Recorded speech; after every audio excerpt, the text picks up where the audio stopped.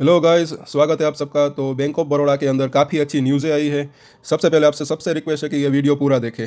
अभी इसका ये डेली चार्ट है, इसका आरएसआई का लेवल अगर देखें तो 32 है। तो ये ओवर सोल्ड के करीब है, 154 के ऊपर आज ये बंद हुआ है। कल इसके क्वार्टरली रिजल्ट भी आएंगे, तो उसके बारे में भी हम चर्चा करेंगे। और भी कई न्यूज़ है, उसके बारे में भी हम बात करेंगे। शेयर होल्डर क्या कर सकते हैं उसके बारे में भी बात करेंगे।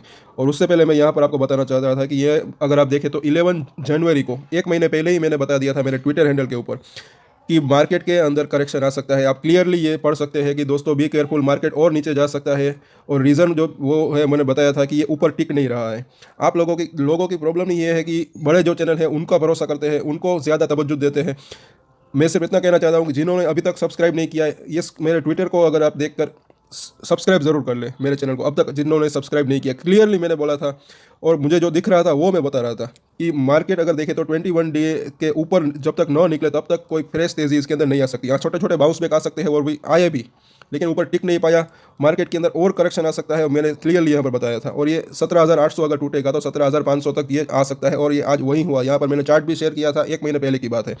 और क्लियरली आप यहाँ पर ये देख सकते हैं कि ये दो ट्रेंड लाइन जो है मैंने बनाई थी।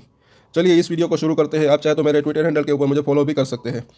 तो न्यूज़ क्या है, सबसे पहले को देखें तो ये एक दिन पहले अगर आप देखें तो bank of Baroda to charge 1% fee on house rent payment via credit cards. तो क्रेडिट कार्ड जो लोग यूज़ करते हैं बैंक ऑफ बड़ौदा का, उनको उनके ऊपर जो ये रेंट पे करते हैं कोई भी, मतलब कि घर का, तो उनके ऊपर अब ये 1% जो है अपनी फ़ीस चार्ज करेंगे।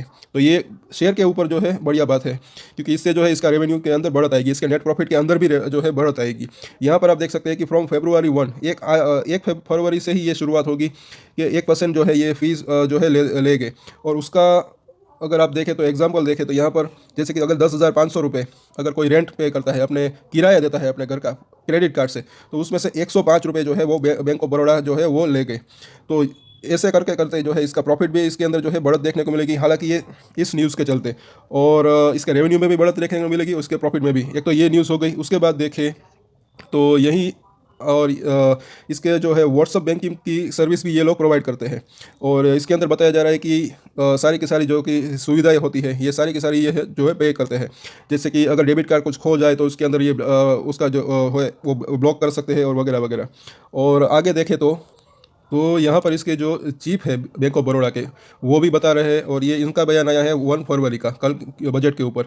और वो भी जो है खुश है। और यहाँ पर बताया जा रहा है कि budget numbers highly double should push private capex cycle.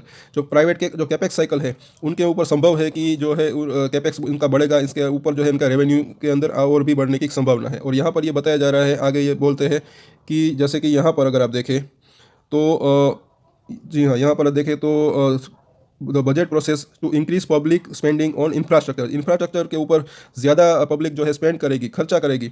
और फुल 33% अगर देखें तो, और 10 लाख करोड़ के आसपास जो है नेक्स्ट फिजिकल ईयर के अंदर ये एक संभावना है। तो उससे जो है ये सारी की सारी अपनी जो इसकी जो ग्रोथ है वो यहाँ इसका अनुमान लगाया जा रहा है कि 6.4% के आसपास FY इसी साल, मतलब कि 23 साल में। उसके बाद देखें तो अगले साल 6% के आसपास। उसके बाद अगर देखें तो 2027 तक अगर देखें तो 5% के आसपास। तो ये इंफ्रास्ट्रक्चर के अंदर जो सरकार ने, गवर्नमेंट ने बूस्ट दिया है, तो उस वजह से जो है बैंक की लोन ग्रोथ में जो है बढ़त देखने को मिल सकती है, ये बता रहे हैं। और यहाँ पर देखें तो वही बात है। और ये कुछ प्रोजेक्ट्स है जो कि इसने मतलब कि इसने अपना एस्टिमेट दिया है कि कितनी लोन की ग्रोथ हो सकती है नेक्स्ट फिजिकल में।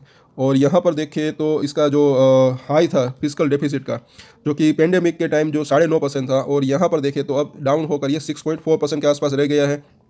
और भी ये डाउन हो सकता है 6% के आसपास आने वाले साल में। और यहाँ पर अगर देखें तो वही चीज़ें यहाँ पर बताई जा रही है, जो चीज़ मेन होती है वही मैं आपको बता रहा हूँ। और यहाँ पर आगे और बताया जा रहा है कि ये जो संजीव बसिन है, जिनके बारे में आप सब ज़्यादातर लोग जानते हैं, उन्होंने भी इनके ऊपर बाइंग की रिकमेंडेशन दी है बैंक ऑफ बड़ौदा के ऊपर। और ये कल की बात है, 1 फरवरी की। और यहाँ पर देखें तो उनकी जो बाइंग प्राइस थी, यहाँ पर आप देख सकते हैं उनसे भी अब ये नीचे काम कर रहा है। 165 के ऊपर इसने बाइंग की रिकमेंडेशन दी थी। कई बार एक्सपर्ट भी जो है गलत हो सकते हैं या फिर होते हैं, ये आप खुद देख सकते हैं। आप तय करेंगे कि कौन से प्राइस के ऊपर आप इसको बाइंग करना है। या कोई लोग इसके अंदर ऑलरेडी होल्डिंग रखते हैं तो वो तो कंटिन्यू रख सकते हैं फॉर द लॉन्ग टर्म। काफ़ी बढ़िया शेयर है। 165 के ऊपर अभी ये जो है इसके अभी 10 रुपये नीचे काम कर रहा है। और इंट्राडे के ऊपर तो अगर देखें तो 150 के आसपास ही काम कर रहा था। और कल इसके जो कि क्वार्टरली रिजल्ट भी आएंगे, तो उसके बारे में मैं कल फिर से वीडियो बनाऊंगा। तो मेरे चैनल को सब्सक्राइब जरूर कर ले, ये मैं आपसे फिर से रिक्वेस्ट कर रहा हूँ। और शेयर ज़रूर करें। और इसकी अंदर जो है क्या इसकी एक्सपेक्ट है, तो यहाँ आप देख सकते हैं कि एनालिस्ट जो है वो एक्सपेक्ट कर रहे हैं कि bank of Baroda sees robust earning performance in December quarter. तो अच्छी खासी अर्निंग की जो है संभावना यहाँ पर जताई जा रही है। इसके बारे में भी हम कल चर्चा करेंगे। और अब इसके टेक्निकल चार्ट के बारे में भी हम जान लेते हैं।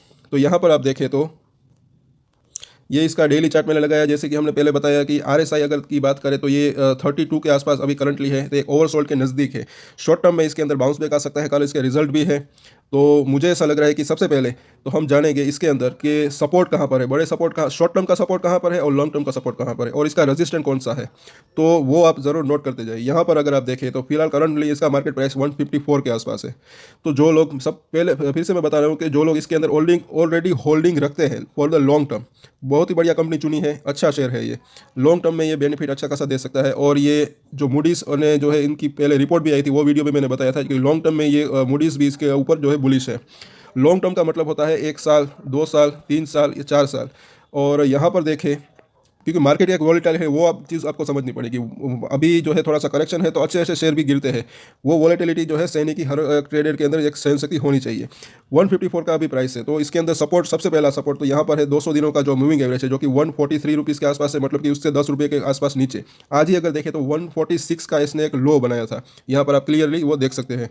और तो और यहाँ पर अगर मैं थोड़ा सा जूम करूँ चार्ट को, तो यहाँ जो ये ट्रेंड लाइन ये एक बनी हुई है, ये डॉट डॉट डॉट, प्रीवियसली इसने यहाँ पर एक इसने हाई बनाया था अक्टूबर महीने में, और यहाँ पर अगर देखें तो अभी इसका 200 दिनों का मूविंग एवरेज भी वहीं पर है। तो 143 रुपीज़ जो है एक बहुत ही बड़ा अभी शॉर्ट टर्म के लिए सपोर्ट है, ये आप नोट कर लीजिए। यहाँ पर अगर ये शेयर मिले तो शॉर्ट टर्म के लिए अगर किसी को ट्रेडिंग करनी है तो वहाँ पर बाइंग कर सकते हैं, और 140 रुपीज़ के आसपास का छोटा सा एक स्टॉप लॉस ज़रूर ले। और आगे थोड़ा सा मैं इसका लंबा चार्ट भी यहाँ पर हम लगाना चाहेंगे, इसका वीकली चार्ट है। अब इसके अंदर ध्यान से देखें, अब इसका रेजिस्टेंट शॉर्ट टर्म, इसका जो अगर रेजिस्टेंट की मैं बात करूं तो ये 21 वीक का मूविंग एवरेज जो कि 160 रुपीज़ के आसपास है। तो ये इसके लिए एक रेजिस्टेंट का काम करेगा। 1-2 रुपये ऊपर नीचे आप रख सकते हैं इसके अंदर भी। तो जब तक ये इसको पार नहीं करता तब तक ध्यान रखिए, इसके अंदर फ्रेश तेज़ी नहीं आएगी, ये कंसोलिडेशन जोन में ही रहेगा। अभी यहाँ पर ये इसका मंथली चार्ट मैंने लगाया है, ये आप देख सकिए, ये काफ़ी लंबा चार्ट है। 2015 से लेकर अब तक अगर देखें तो एक ऊपर की जो मैंने यहाँ पर ये ट्रेंड लाइन बनाई है, ये लोअर हाई यहाँ पर अगर आप देखें तो बना रहा है। नीचे में एक राउंडिंग बॉटम साइज के अंदर बना, जब पेंडेमिक आया तब सभी शेयर के पूरा शेयर मार्केट जो है नीचे था। और इसका जो 21 महीनों का एक मूविंग एवरेज है वो 125 के आसपास है। तो अब ध्यान से सुनिए, इसका जो लॉन्ग टर्म सपोर्ट है वो 125 के आसपास है। सबसे पहला सपोर्ट अगर देखें तो 143, शॉर्ट टर्म सपोर्ट उसके नीचे अगर देखें तो 130 रुपीज़ के आसपास, उसके बाद देखें तो 125। तो ये एक जो है बड़े बड़े सपोर्ट है इसके।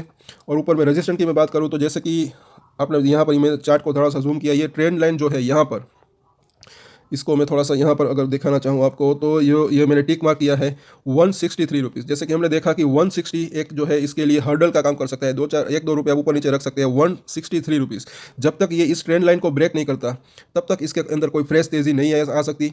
ये मुझे ऐसा लग रहा है कि इसके ये 125 से 150 के आसपास इसी जोन में ये अभी ट्रेड कर सकता है, या 150 नहीं बल्कि आप 160 रुपीज़ के आसपास भी आप इसको मानकर चल सकते हैं। या फिर यहाँ पर मैं फिर से लिख देता हूँ 125 से 165, ये एक राउंड फिगर जो है नंबर्स, ये काफ़ी लॉन्ग टर्म जो है एक यहाँ पर इसी के आसपास अभी कंसोलिडेशन कर सकता है। तो इसको आप बात को आप जो है नोट करके रख सकते हैं। और शॉर्ट टर्म की मैं अगर बात करूँ तो 140 से और ऊपर में देखें तो 160 जो कि काफ़ी करीब है, इसी प्राइस जोन के आसपास ही ये काम कर सकता है। लेकिन लॉन्ग टर्म में ये शेयर जो है बढ़िया रिटर्न दे सकता है। तो ये आप सारे के सारे लेवल्स आप नोट करके ज़रूर रखें। अगर आपके अभी कुछ सवाल है तो मुझे नीचे कमेंट करके पूछ सकते हैं। और आगे फिर से मैंने इसका डेली चार्ट लगाया है, तो अच्छे से सारे के सारे लेवल्स जो है वो नोट करके रखिए। यहाँ पर देखिए तो इसका ये जो 200 दिनों का मूविंग एवरेज है उसको आप जो है ज़रूर नोट करके रखें, अच्छा खासा सपोर्ट वहाँ पर है। शॉर्ट टर्म के लिए अगर कोई ट्रेड लेना चाहे तो वहाँ पर ले सकता है। कल इसके क्वार्टरली रिजल्ट आएंगे, वो देखने वो ज़रूर देखना। और आज के वीडियो में इतना ही फ्रेंड्स। अगर आपको अच्छा लगा तो इसको लाइक ज़रूर करें, अपने सारे दोस्तों के साथ शेयर करें, और मेरे चैनल को सब्सक्राइब ज़रूर कर लें। और एक्सटेंडेड डिस्क्लेमर जो कि मैं हमेशा देता हूं, अगर आप कोई भी ट्रेड ले उससे पहले अपनी रिसर्च करें, अपने फाइनेंशियल एडवाइजर की सलाह ले, उसके बाद ही कोई डिसीजन ले तो उसकी जिम्मेदारी मेच्योरिटी के साथ खुद ही ले। ये वीडियो मैंने एजुकेशन पर्पस के लिए बनाया है, मेरी तरफ से कोई भी बाय या सेल की रिकमेंडेशन नहीं है। Thank you.